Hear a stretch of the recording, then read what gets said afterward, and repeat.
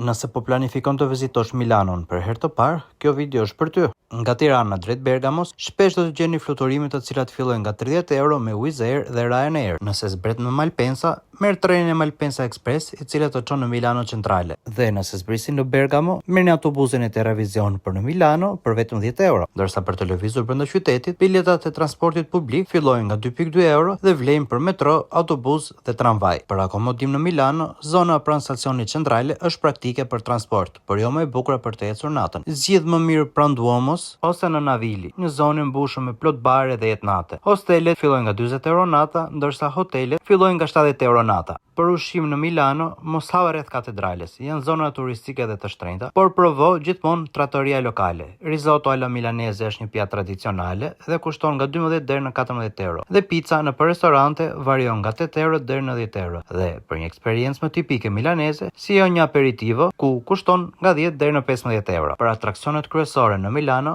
mos humb Duomon dhe sidomos ngjitja në Tarrac, ku pamjet janë shumë të bukura. Shëtit në Galeria Vittorio Emanuele, në një nga qendrat tregtare më të bukura në botë, dhe nëse të pëlqen arti dhe muzika, vizito teatrin La Scala. Dhe mos mbyll ditën pa kaluar te Navili, ku ndodhen kanalet më të famshme të Milanos. Askush nuk e thot, por çmimet rriten shumë gjatë Fashion Week. Prandaj planifikoni mirë datat tuaja. Gjithashtu Milano mund të shihet brenda pak ditësh. Prandaj përdore si bazë për xhiro ditore drejt Lago di Como, Bergamos ose Torinos. Milano gjithmonë ka diçka që nuk ta thot guida turistike. Cilin qytet do të vendosja në listën tënde pas Milanos? Më shkruaj në koment dhe më ndiq për më shumë video rreth udhëtimeve.